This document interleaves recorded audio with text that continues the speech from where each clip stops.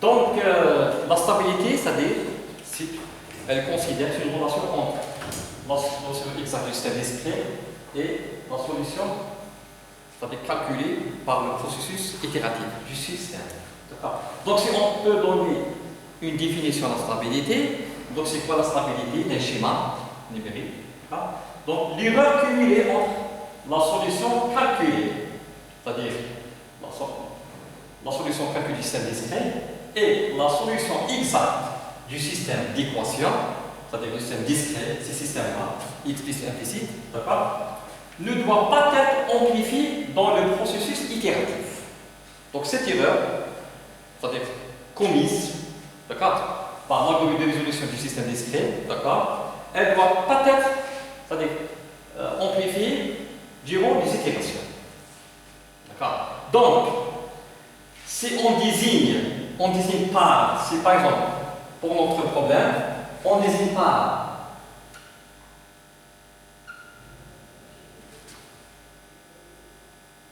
U tilde la solution exacte, E pour dire exacte, du système discret, et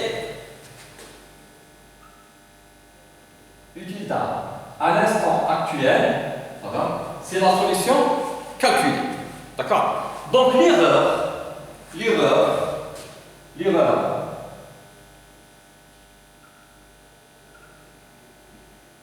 E, donc c'est entre la solution exacte et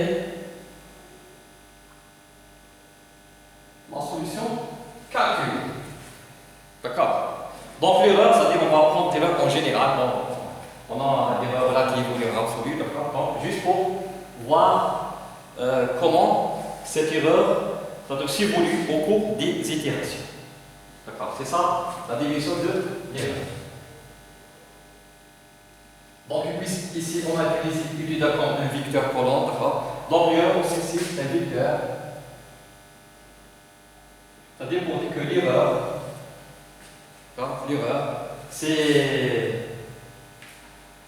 c'est-à-dire l'erreur en chaque nœud de notre manège.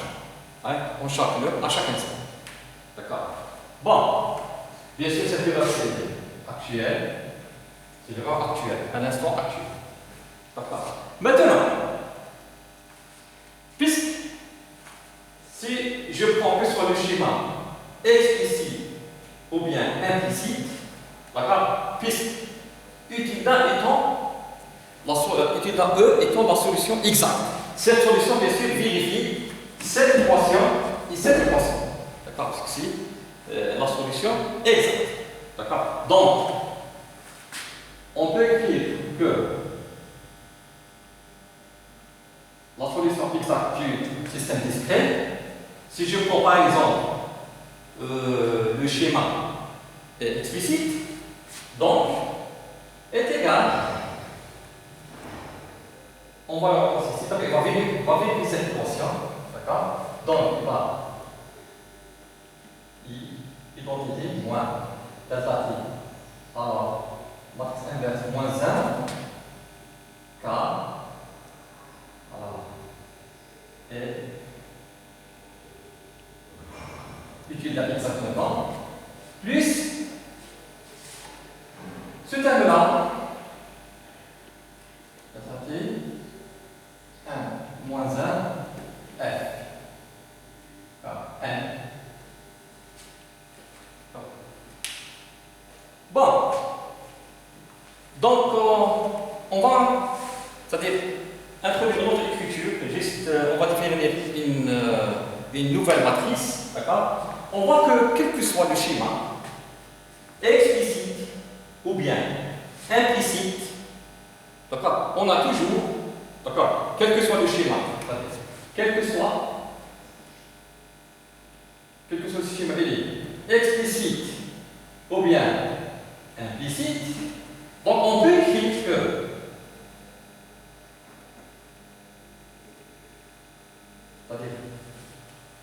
la solution actuelle est égale à une matrice G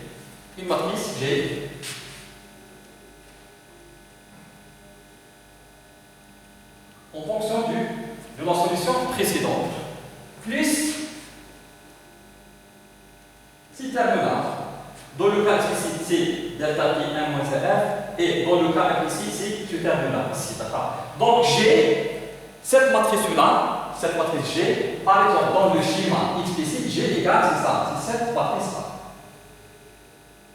Dans le schéma explicite. Donc, G égale matrice d'identité moins delta t 1 moins f, dans le cas du schéma explicite. Dans le cas du schéma implicite, G, c'est celle-là. C'est cette matrice-là. C'est ça, G. D'accord? C'est bon? Donc, on va réécrire ces expressions de la solution exacte et la solution itérative en introduisant cette écriture de G. Donc, alors, on va dire ici.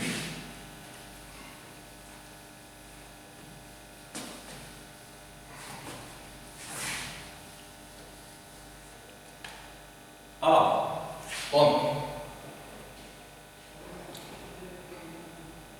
la solution exacte du processus du système discret partant. Toujours, on peut s'écrire comme ça. Ici, là. Plus le terme restant delta t m va ce terme-là.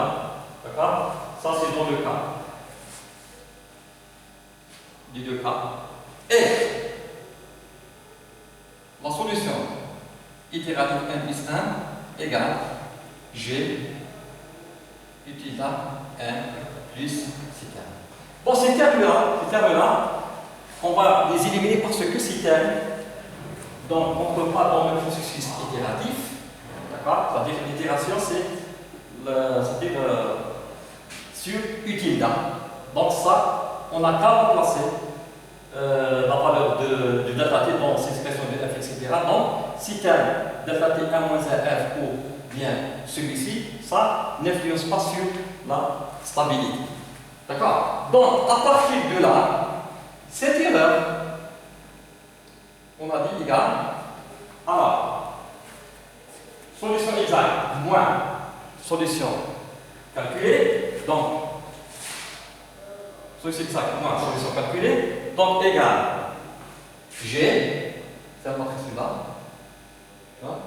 donc, U tilde moins U1. Donc, ça, c'est l'erreur actuelle. Maintenant, lorsqu'on met en facteur G, donc U tilde moins U tilde 1, c'est l'erreur à l'itération précédente. Donc, je peux écrire, ici, c'est E-N.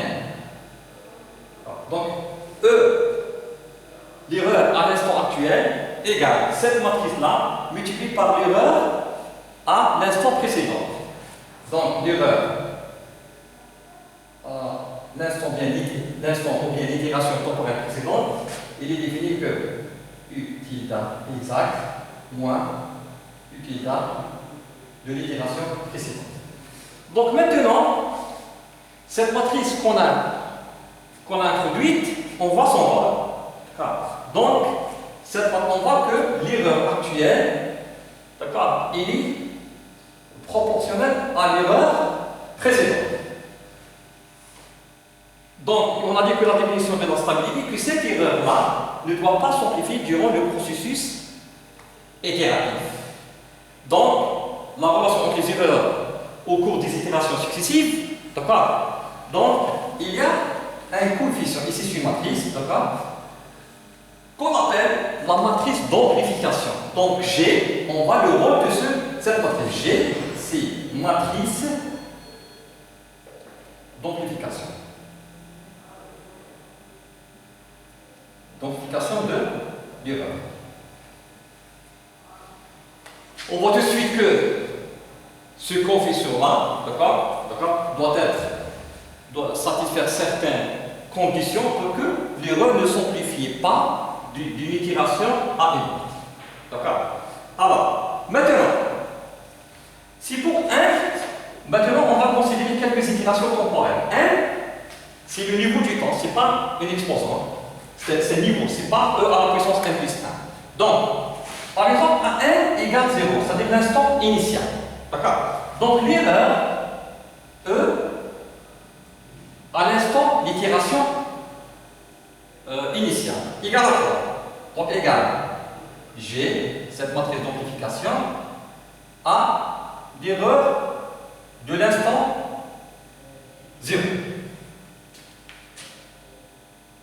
Maintenant, on continue, par exemple, pour 1, et pour 1 égale 1.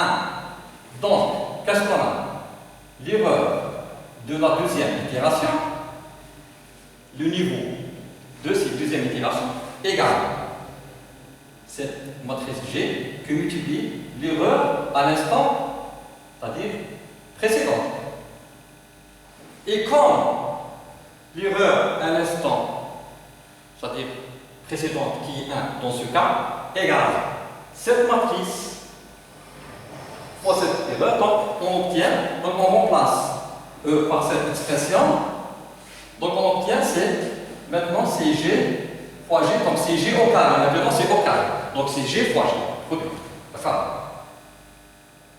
Et l'instant initial.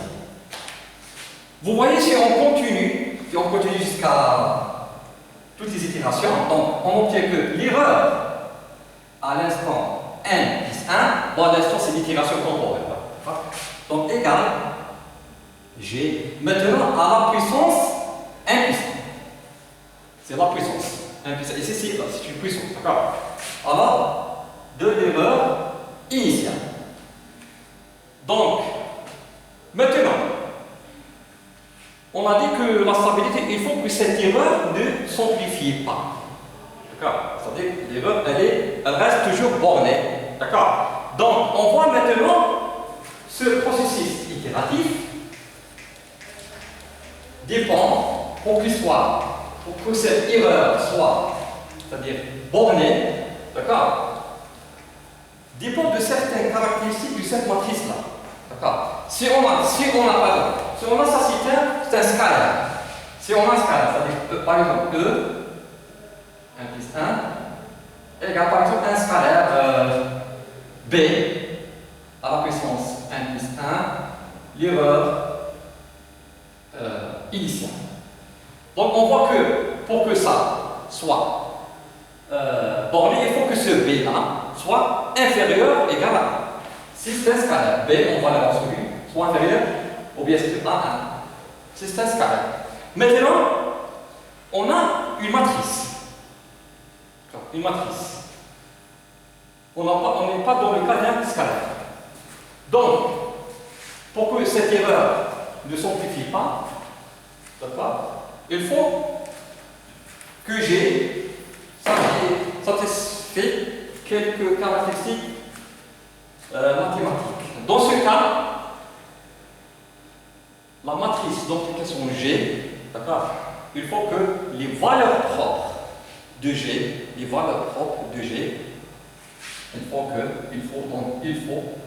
pour que l'erreur ne s'amplifie pas, il faut que les valeurs propres, on va noter les lambda I de cette matrice G, d'accord, seront inférieures à toutes les valeurs propres. Donc ça dépend de la taille de la matrice G, donc G, c'est un N, donc elle a une valeur propre. Il faut que toutes ces valeurs propres soient inférieures à 1. Et ce qui nous intéresse, ces valeurs propres, c'est la plus grande valeur propre de G, c'est la plus grande. On va la voir, c'est ce qu'on appelle le rayon spectral, de G. Donc c'est-à-dire la loi de G, c'est-à-dire est égal max de lambda I, maximum de lambda I. C'est le rayon spectral, on l'appelle rayon spectral de la matrice G. C'est le rayon spectral de la matrice G. C'est le maximum des valeurs propres de G. Il nous faut ce rayon spectral, le maximum des valeurs propres, soit inférieur, on va l'avoir celui bien sûr, soit inférieur ou égal à 1. Donc, pour que l'erreur ne s'amplifie pas et par la suite le schéma sur la salle, il faut que la plus grande valeur propre de cette matrice G soit inférieure ou égale à 1. Maintenant, on va considérer maintenant les deux schémas. Donc le schéma explicite. Le schéma explicite et le schéma implicite. Donc on va commencer par le schéma implicite. Dans le schéma implicite, la matrice d'amplification G est égale, c'est celle-là. Alors, 1 plus delta T K inverse que multiplié par 1, la matrice 1. Donc, maintenant, lambda max de G est égal, c'est les valeurs propres de ce produit matrice. Donc, ça on peut écrire, c'est la matrice 1, alors 1 plus delta T, la matrice K, et on peut éliminer 1, on va utiliser, on va multiplier par 1 moins 1, 1 moins 1 ici. Donc, pour voir juste comment apparaissent ces valeurs propres. Donc, ça c'est la matrice identité, 1 moins 1, ça c'est la matrice identité, plus delta T, alors 1 moins 1, K. Donc, maintenant, lambda max de G, donc est égal à la valeur propre de cette matrice et ces matrices-là. Ça, c'est la matrice identité. C'est la matrice identité, valeur propre, c'est toujours c'est 1. 1. Alors, sur 1, plus, c'est-à-dire, on va monter ça par L.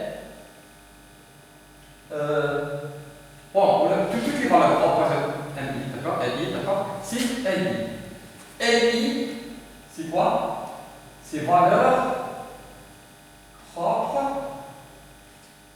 de delta T 1 moins 1 K. Ça, comment apparaissent les valeurs propres de la matrice G dans le cas implicite? Et on a dit que pour que l'erreur ne s'amplifie pas, il faut que ces valeurs propres soient inférieures à 1. D'accord? Bon, maintenant, ça c'est 1. LI, c'est les valeurs propres de. Bon, c'est une constante positive. M l'inverse de 1 et K. Mais, si vous regardez, la matrice M et K sont des matrices symétriques. On a vu la structure de ces matrices-là. Et par la suite, si une matrice elle est symétrique, elle est par définition, elle est définie positive. C'est-à-dire, si pour les caractéristiques d'une matrice définie positive, toutes les valeurs propres de delta T, toutes les valeurs propres d'une matrice symétrique ou bien définie positive sont positives. D'accord? Donc si elle est là, sont positifs. Donc, cette condition-là, si je prends la valeur absolue de si elle est là, donc elle est égale. La valeur absolue de 1 plus delta T LI, ça c'est toujours inférieur à 1, c'est vérifié. Parce que tout est positif, ça c'est vérifié. D'accord? Donc, ici, ça dit que ce soit la valeur de delta T, le pas du temps. Le pas du temps il est toujours positif, bien sûr. Donc, dans un schéma implicite, le choix de ce pas du temps, qui est celui il est basé sur le critère de stabilité, il est libre.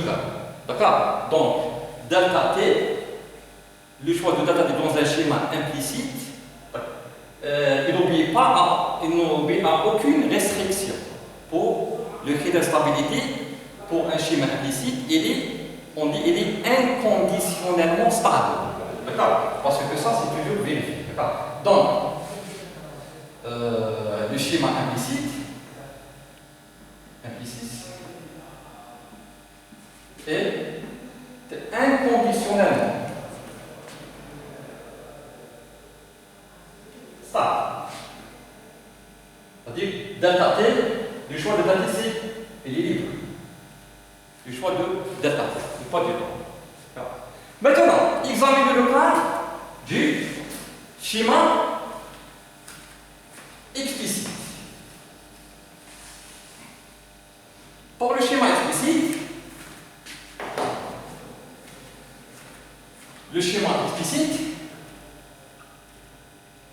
la matrice G a la forme suivante.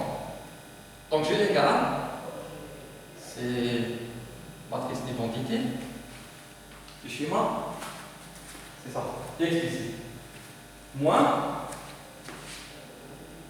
delta t